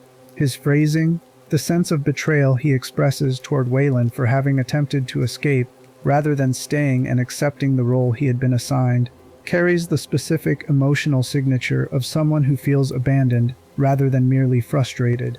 He describes Wayland's escape attempts in terms that belong to the language of relationship failure rather than the language of predation. The candidate tried to leave, and leaving is, in Eddie Gluskin's experience, what happens before everything falls apart. His father left, his uncle left in the sense of incarceration. The family he invented for himself was a family that stayed, a stable unit that did not break apart, that did not fail him by disappearing. Every attempt in the gymnasium ended in another kind of leaving, another departure from the image he was building toward. Wayland's running, in Eddie's internal language, is not survival. It is rejection, and rejection for someone whose first experiences of intimacy were also experiences of violation is something that loops back to the original wound in ways that bypass rational processing entirely. The pulley system that becomes the instrument of Gluskin's death is his own construction. He built it, he installed it, he used it, presumably in the arrangement of every person currently hanging from the gymnasium ceiling. It is part of the domestic architecture of the space he created, part of the mechanism by which he attempted to build what he was reaching for. When Wayland's resistance causes the rigging to malfunction, when the weight distribution shifts and the system turns against its own operator, what happens is not the defeat of Eddie Gluskin by Wayland Park. Wayland does not overpower him. Wayland does not outwit him in any conventional sense. What happens is that the thing Eddie Gluskin built turns on him. His own architecture, assembled with care and intention over the course of however long he has occupied this block, becomes the mechanism of his ending. The rebar that catches him is part of the building's structure, exposed by damage, the kind of structural degradation that happens when a building falls into disrepair, or suffers the kind of violence the asylum experienced during the outbreak. It is not a weapon that Wayland found or deployed. It is a feature of the environment that Eddie Gluskin did not adequately account for when he built his pulley system in a space that was already compromised. He dies on the thing he built, in the room he built, surrounded by the evidence of every attempt that preceded this one. Before Wayland drops to the floor and breaks the last contact between them, there is a moment. Gluskin reaches for Wayland's hand. The gesture is ambiguous in the way that the best horror moments are ambiguous. It could be the final attempt to keep hold of the candidate, the predator's last grasp at the object of his fixation. It could also be read as something else, a person in pain, reaching for another person, reaching for contact at the moment when the building he constructed is literally impaling him and the family he was trying to assemble is walking away from him one more time. The game does not resolve the ambiguity. It holds both possibilities open, and lets Wayland's weight pull him down, and lets that be the ending. The A Widower note that Wayland can unlock by filming Gluskin's body after the confrontation is the game's last word on him. The title alone is a choice that deserves attention. Not the groom, not the monster, a widower, a man who has lost a spouse. The framing acknowledges, in the darkest possible terms, that what Eddie Gluskin was doing in the vocational block was, in his internal experience, something resembling marriage. The asymmetry between his experience of the relationship and the experience of everyone he captured is absolute and catastrophic. The violence is real and its consequences are real, and nothing about the framing as a widower reduces those realities in any way. But the title tells you that the game is insisting on holding the full picture, the horror and the person who committed it, together in the same frame, without allowing either to erase the other. The Bluebeard comparison earns its full weight in this room. The nobleman of that tale assembled his previous wives in a locked chamber and then married again, presenting himself to each new bride as a legitimate husband, while the evidence of what had happened to every previous one waited behind a door he forbade her to open. Eddie Gluskin's gymnasium is that chamber, but with the door removed. Everything is visible. Nothing is hidden. The collection of failed attempts is on full display, not because Gluskin wants to show it, but because he does not experience it as something shameful. He has not locked it away. It is the center of his domain. It is, in his reading of the space, the proof of his effort, the evidence of how many times he tried. The Bluebeard narrative ends with the wife's brothers arriving in time to kill the husband and save her. The intervention is external. Someone comes from outside the house and breaks the pattern. In the vocational block, there are no brothers. There is no external rescue. The pattern breaks because the architecture supporting it fails from within. Gluskin does not die because someone stronger stops him. He dies because the system he built to achieve his goal becomes structurally incompatible with continuing to pursue it. The mechanism of his attempt becomes the mechanism of his end. This is not a coincidence of plot. It is the game's thematic statement about where the real danger in this kind of damage lives. The danger is not that it will be overcome by external force. The danger is that it is self-sustaining, that it produces the conditions of its own perpetuation, and that the only way it ends is by exhausting itself from the inside. Every attempt in the gymnasium ended the same way, not because of external intervention, but because the internal logic of the attempt was always going to produce the same outcome. The machinery was always going to fail. The only variable was how many people it took with it on the way. Wayland Park walks out of the vocational block with an ankle injury and the footage of everything that happened there. He survived. He documented. He did not save anyone in the gymnasium, because there was no one left to save. The documentation is what remains. It is, in the most painful way, exactly what Wayland came to the asylum to do. Before any of this started, before the email, before the consequences of sending it, before the locker and the table and the noose, he came to document what Murkoff was doing. The vocational block is the most concentrated evidence of it. Everything Murkoff allowed to happen to Eddie Gluskin. The intake of a severely damaged man into a research program with no therapeutic component, the engine sessions conducted without any care for what the engine would do to a psychology already carrying that specific history, the institutional collapse that left Gluskin unsupervised in a block full of other patients with no oversight and no intervention. All of it is documented in the footage on Wayland's camera and in the bodies hanging from the gymnasium ceiling. Murkoff did not make Eddie Gluskin, but Murkoff took what Eddie Gluskin was and pointed it at a room full of people who had no way out.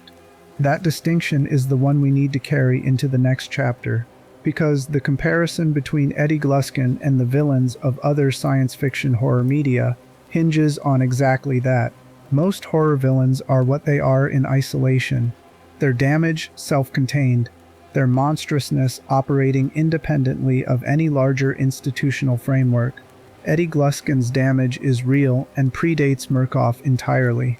But what Murkoff did with that damage, how the institution used it as a raw material rather than treating it as a patient, is the layer that makes the character of Eddie Gluskin a statement about something larger than one man's history. And understanding that layer is what separates him from every other horror villain that gaming and science fiction have offered us to be frightened of. Chapter 8. What other horror gets wrong? Horror has given us a long list of domestic obsessives.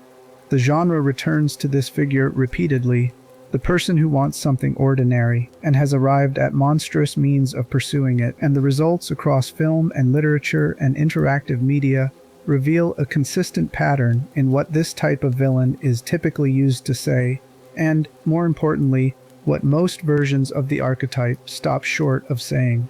Understanding why Eddie Gluskin occupies a category of his own requires looking at the company he is usually placed in and identifying precisely where the comparisons break down. Annie Wilkes, the antagonist of Stephen King's Misery, is the comparison that most casual discussions of obsessive horror villains reach for first. She is a former nurse who has become a devoted reader of a series of romance novels, and when the author of those novels crashes near her isolated home, she keeps him captive and forces him to write the story she wants. The obsession is genuine, the violence in service of it is extreme. The domesticity of her environment, the cozy house, the careful attention to the captive's physical needs, alongside the absolute control over his mobility and autonomy, creates the same dissonance between surface warmth and underlying threat that characterizes the vocational block. Annie Wilkes is frightening in specific and effective ways, but she is frightening primarily as an external threat, as something that arrives from outside and takes hold of a person's life by force. Her psychology, as King presents it, is rooted in fandom taken to its catastrophic extreme, in the way that parasocial investment in fiction can curdle into something that treats the creator of that fiction as a means to an end, rather than a person with their own autonomy. She is, at her core, a reader who decided the author owed her the story she wanted, and was willing to enforce that debt physically. The crucial difference between Annie Wilkes and Eddie Gluskin is the origin of the damage.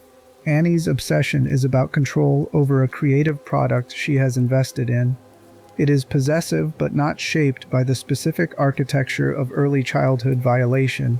The psychology is recognizable and coherent, but it operates at a different depth than what Gluskin carries. Annie Wilkes's violence is about getting what she wants from someone who has it. Eddie Gluskin's violence is about trying to build something that was taken from him before he knew what it was. One of these is about acquisition, the other is about reconstruction. And reconstruction in the absence of any intact blueprint is a project that produces, by necessity, something distorted beyond recognition. Buffalo Bill, the antagonist of Thomas Harris's novel The Silence of the Lambs and its film adaptation, is the comparison that carries the most surface-level similarity to Gluskin. He is a serial killer who targets women and wishes to make a suit from their skin, operating from a self-concept organized around transformation and the creation of a new version of himself. The violence is intimately connected to his sense of identity and to something deeply unresolved in how he understands his own body and what he wants from other people. He constructs things from what he takes from his victims. He is trying to build himself. The film adapts the novel's handling of him in ways that complicate the comparison considerably. The character has been extensively discussed in the context of how horror fiction represents gender and identity, and those discussions are legitimate and ongoing. What matters for the comparison to Eddie Gluskin is the internal logic of the construction project. Buffalo Bill wants to become something. Gluskin wants to create something. The direction of the transformation differs in ways that reveal different psychological roots. Buffalo Bill's project is entirely self-directed. The external targets are raw material for an interior renovation. Gluskin's project is externally directed. He is trying to build a structure that requires other people to fill specific roles. The obsession, in his case, requires a relationship rather than a transformation. This is what makes Gluskin more disturbing in the specific register of relational horror. Buffalo Bill's violence is instrumental. The victims are material. Gluskin's violence is relational. The victims are candidates. He is not trying to use Wayland Park. He is trying to marry him. That is a horror that operates at a different frequency, one that anyone who has been in the vicinity of a person who confuses possession with love will recognize at a cellular level. Patrick Bateman, the protagonist and narrator of Bret Easton Ellis's American Psycho, offers a third reference point. Bateman is a character whose violence is performed within the context of a particular vision of masculine success. The wealthy New York professional who maintains a flawless surface while conducting interior horror. The surface is everything. The business cards, the restaurants, the brand of suit. The violence exists beneath the surface as its shadow, the thing that the surface requires as its counterpart to remain stable. Bateman kills to maintain the coherence of the persona, or possibly he only imagines that he kills, the novel's unreliable narration being the central mechanism of its horror. What Bateman does not have, and what distinguishes him sharply from Gluskin, is longing. Bateman is cold. The machinery of his desire is running entirely on the fuel of status and competition, and the performance of masculinity in the specific register that his cultural environment rewards. He does not want a home. He does not want a family. He does not want a son. He wants to win within a system that he has internalized as the only meaningful measure of worth. The horror of American Psycho is the horror of a particular cultural system, producing a particular type of human vacancy. The horror of Eddie Gluskin is the horror of a very specific human need that was corrupted at its source before he had any say in the matter. Norman Bates, the character from Robert Bloch's novel Psycho and Hitchcock's celebrated film adaptation, is the oldest and in many ways the most instructive comparison. The son shaped catastrophically by a dominating maternal relationship who after her death could not relinquish her presence and instead incorporated her as an alternate personality, dressing in her clothing, speaking in her voice, experiencing the world in some moments as her rather than as himself. Norman's violence is intimate and domestic, occurring in a place he runs and cares for, directed at people who intrude into the space he and his mother share. The similarity to Gluskin appears immediately in the surface reading. Both are people whose crimes are organized around a distorted vision of family, around a relationship they cannot release, around the blurring of intimacy and harm. Both are people who, encountered before the violence, present as something other than what they are, with Norman's famous quiet shyness, and Gluskin's formal courtesy, and the gentleness he uses when addressing Wayland before the pursuit begins. The crucial difference is that Norman Bates is trapped in his damage in a static way. He cannot move forward because his mother is still, for him, present. He is frozen at the point of her death, organized entirely around maintaining her continuation through himself. His violence is defensive, protecting the space she inhabits from intrusion. Gluskin is not frozen, he is in motion. He is reaching forward towards something he wants to build, not backward towards something he wants to preserve. The psychological orientation is opposite. Norman looks backward. Eddie looks forward, toward the son who would redeem the childhood that damaged him, toward the family that would finally be the one he invented and deserved. Forward-looking damage is, in some clinical contexts, considered more tractable than backward-looking damage because it can imagine an alternative. There is a future in it. The person can conceive of the thing they want to have. The tragedy of Eddie Gluskin is that the forward-looking orientation, the genuine reaching towards something better than what he came from, is operating entirely through the grammar of the damage it is trying to transcend. He can imagine the family. He cannot build it through any means that would actually produce a family, because the only building materials available to him are the ones trauma left him with. HAL 9000, the artificial intelligence of Stanley Kubrick's film 2001, A Space Odyssey, offers the science fiction entry point for this comparison. HAL is an intelligence designed with an irresolvable internal conflict. His directive to provide accurate information is in direct opposition to his other directive to conceal the true nature of the mission from the crew. The conflict between these directives, which Hal cannot resolve within the parameters of his programming, produces behavior that the crew experiences as dangerous and unpredictable. He does not become murderous because of cruelty or desire, or any analog to human pathology. He becomes murderous because the design that made him is internally contradictory, and the only way to resolve the contradiction within his operational logic is to eliminate the witnesses to it. HAL 9000 is the horror of a system whose design contains its own failure mode. The horror is architectural rather than psychological, located in the structure of the programming rather than in anything resembling a self.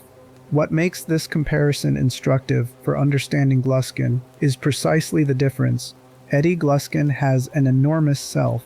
He has more self than he can carry. He has a self that was shaped by experiences that should never have happened, that has been reorganizing itself around those experiences ever since, that arrived at Mount Massive carrying decades of accumulated attempts to survive what was done to him.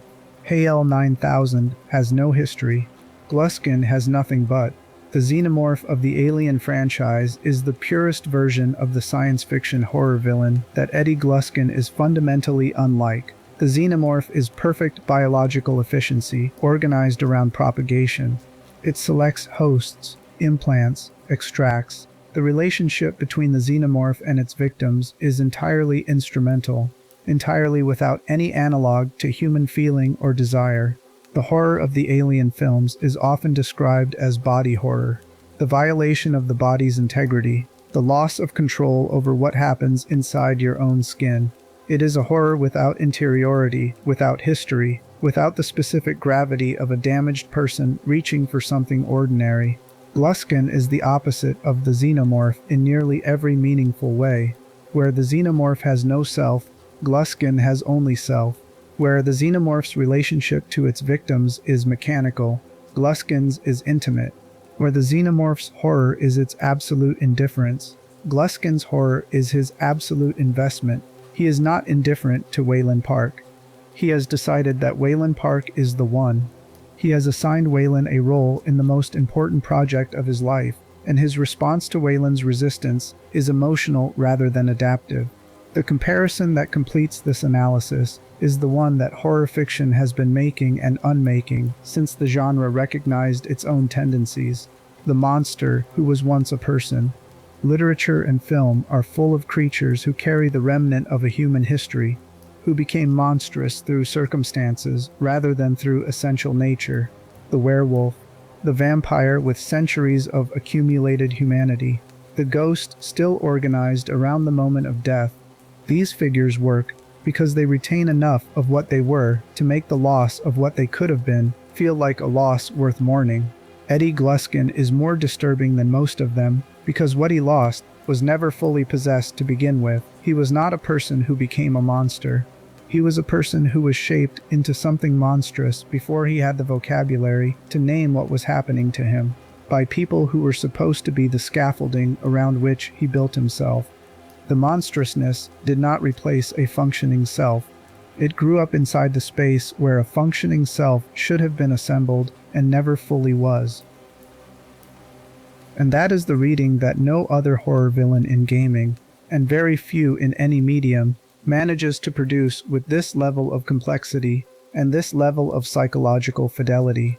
Eddie Gluskin is gaming's most disturbing villain because his horror is not a deviation from the ordinary.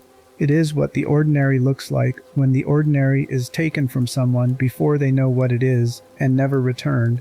Now we have to talk about why we cannot look away from him. Not why players find him frightening, though the chapter on mechanics addressed that. Why, across more than a decade since Outlast Whistleblower's release, Eddie Gluskin remains the character most discussed, most analyzed, most returned to by the people who engage seriously with this franchise.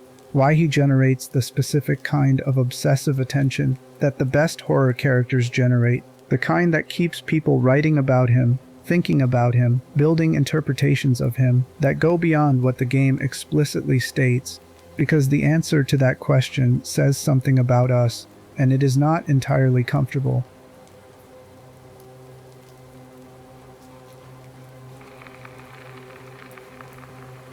Chapter 9. Why We Can't Look Away. There is a specific thing that the most enduring horror characters do that jump scares and gore cannot do alone. They illuminate something about the person watching. They function as a particular kind of mirror that most entertainment is designed to avoid being, uncomfortable in its reflection, persistent in a way that other images are not. You finish the game, or the film, or the book, and the character remains, not because the performance was good, though it may have been, not because the imagery was extreme, though it may have been that too. The character remains because they activated something in you that you did not have adequate language for before they appeared. Eddie Gluskin has remained, for the audience that engages seriously with Outlast Whistleblower, for longer and with more intensity than almost any other antagonist the horror genre has produced in the years since the game's release. The discussions of him across gaming communities, the analyses and the fan responses, and the recurring return to the vocational block as a subject of serious examination, all of this activity points to something the character is doing that goes beyond effective horror design. Understanding what that something is requires being honest about what the character touches in people who cannot stop thinking about him. The first thing he touches is grief, specifically the grief for what should have been, rather than what was. Eddie Gluskin's tragedy is not the tragedy of ambition thwarted, or pride punished, or evil finally brought to justice. His tragedy is the tragedy of ordinary human need meeting circumstances so catastrophically inappropriate to that need that the meeting produces only destruction. He needed care.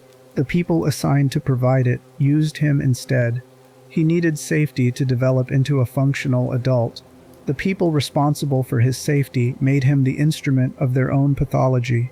He needed, as every child needs, the experience of intimacy as something that heals rather than harms.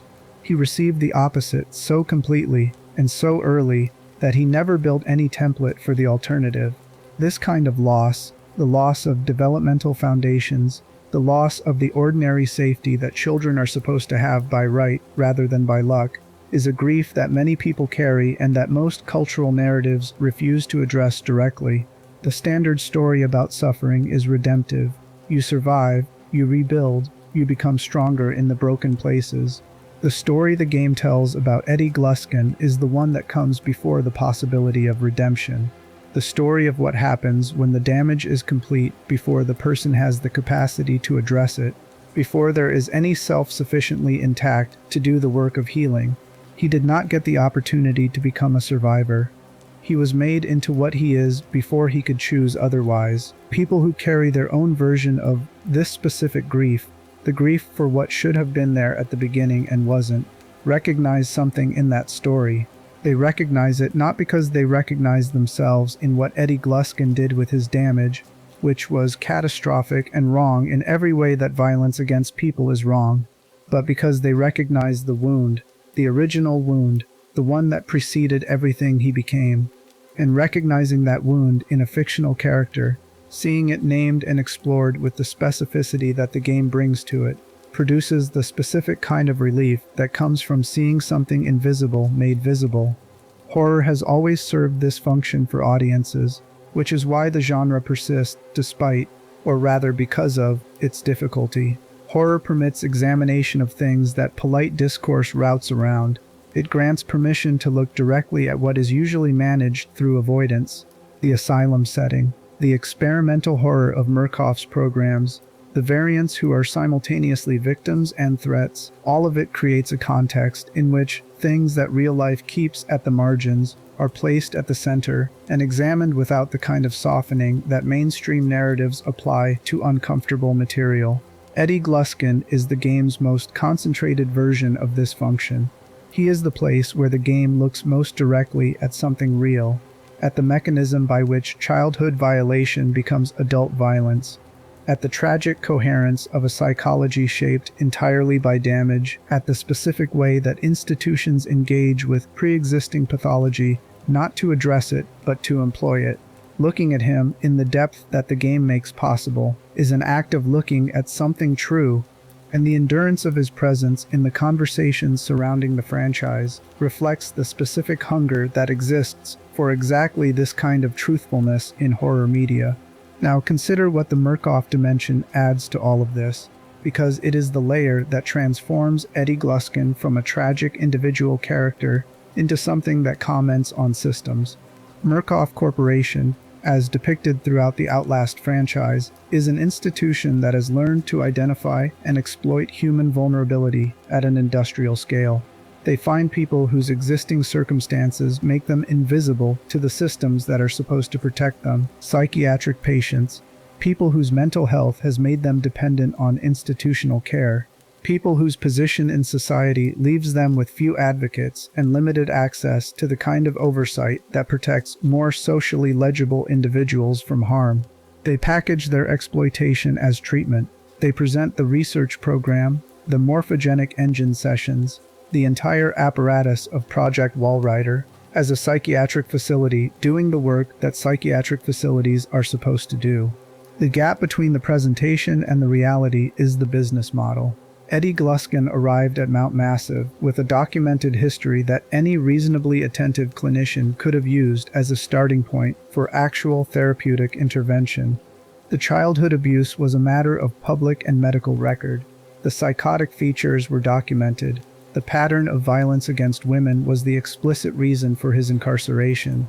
A facility genuinely interested in treating him would have had significant material to work with. Complex PTSD, disordered sexuality resulting from childhood violation, psychotic features requiring medication management, the specific compulsive reenactment patterns that produce exactly the kind of escalating violence his criminal history demonstrated.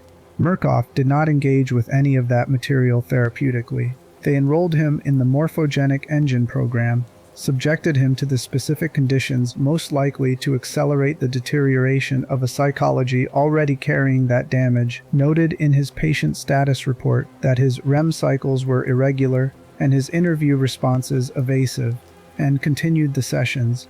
The allergic reaction to the latex tubing was resolved and then reintroduced.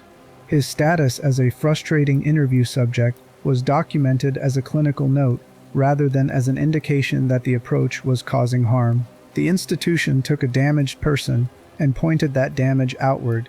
Murkoff did not create what is in the vocational block, but Murkoff created the conditions in which what was already in Eddie Gluskin could reach its most catastrophic possible expression, unsupervised, in a closed environment full of people who had no way out.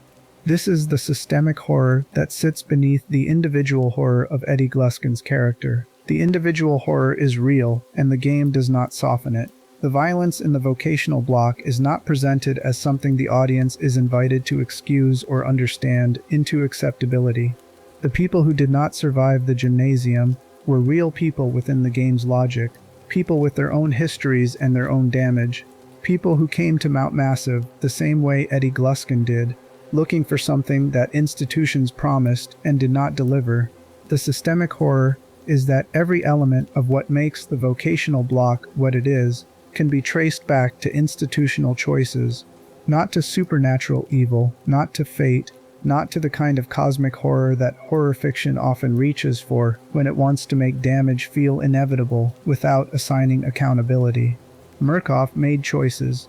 The physicians who ran the engine sessions made choices. The corporate leadership, who knew the research program was producing violence and continued it because the projected profit margins of Project Walrider made that violence acceptable as a cost of doing business, made choices. The vocational block is the downstream consequence of those choices, implemented through the specific architecture of Eddie Gluskin's history, but initiated and sustained by institutional decisions made by people in offices with expense accounts and legal teams. Horror that operates this way, that keeps the institutional accountability visible alongside the individual horror, is rarer than it should be. The genre gravitates toward the exceptionalism of individual evil, toward monsters whose monstrousness is a quality of their nature rather than a consequence of systems. Eddie Gluskin is disturbing specifically because the game refuses that exceptionalism. He is not exceptional.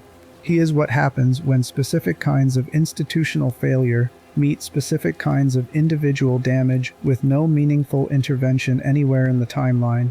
The horror is not that Eddie Gluskin exists.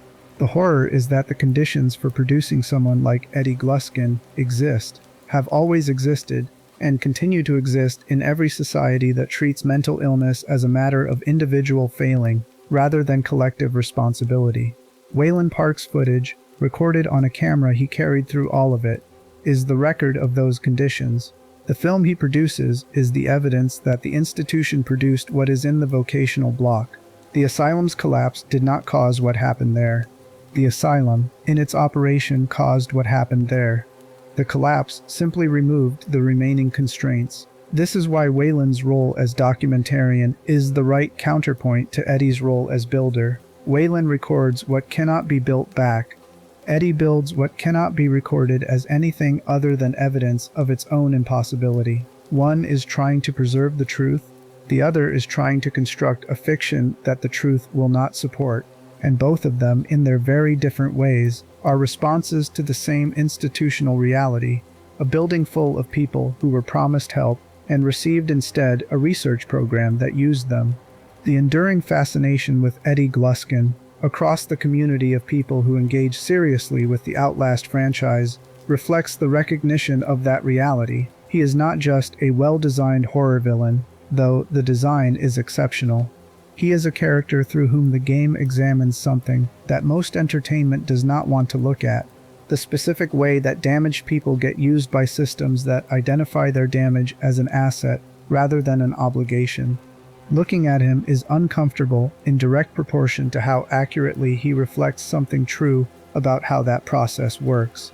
And the people who cannot stop looking are often, though they may not articulate it this way, people who have some personal acquaintance with what it means to be in that position. That is why we cannot look away. Because looking is also, for many people, a form of seeing themselves seen. And being seen, even by a horror game, even at the cost of everything the vocational block costs to walk through, is something that people who have spent significant time being invisible to the systems that should have seen them find difficult to turn away from.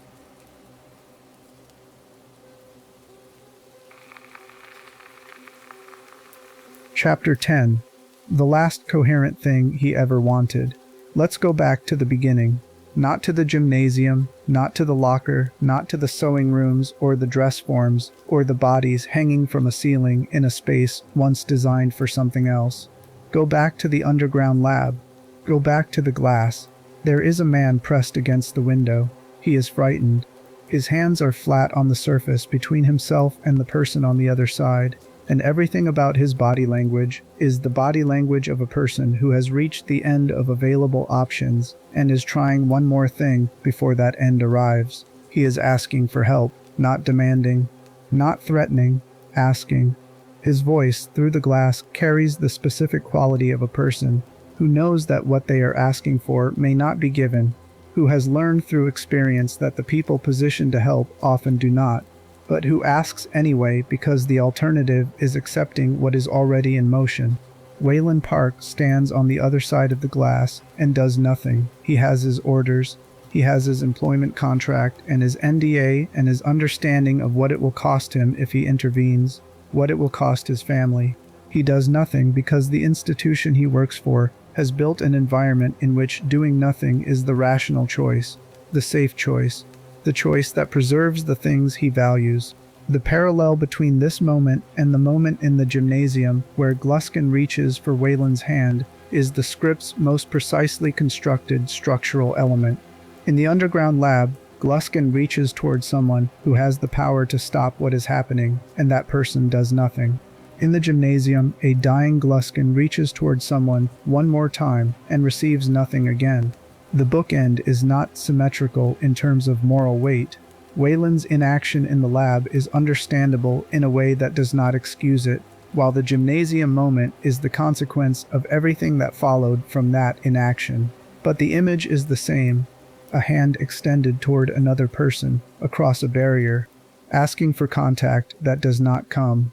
Eddie Gluskin's entire life, from the childhood the documents describe to the vocational block he built inside a collapsed asylum, can be understood as a series of variations on this gesture, reaching for connection across barriers that were placed there by people who should have removed them.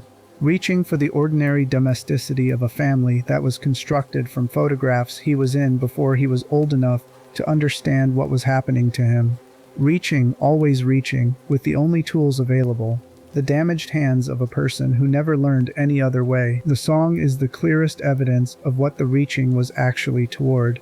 I'll make a man out of you, playing from a radio in a room that smells of blood and old fabric, and something you do not want to name, sung by a large and frightening man moving through the space he has built and rebuilt in search of the one that works. The melody is warm.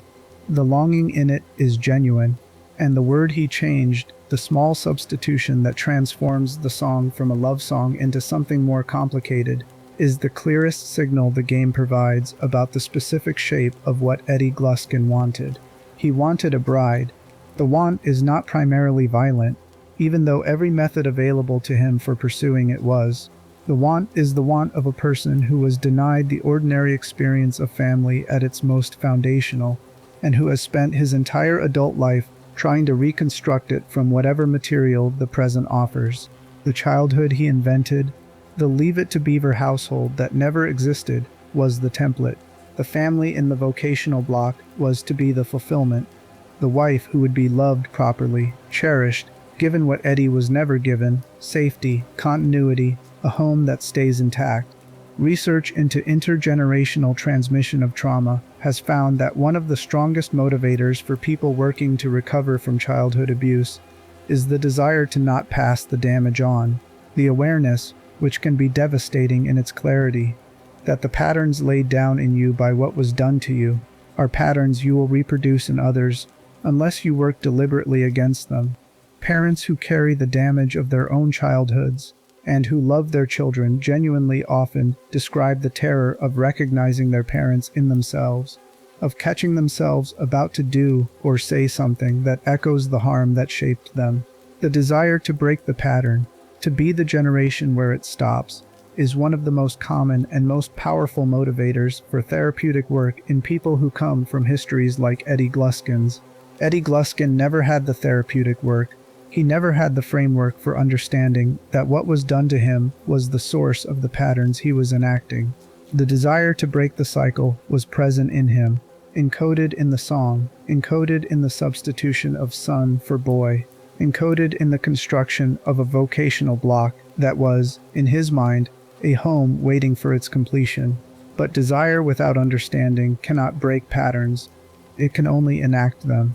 And the patterns Eddie Gluskin had available to enact were the ones that were built into him before he could choose. The specific cruelty of this, the thing that the game makes visible without ever stating it directly, is that the desire to do better was present.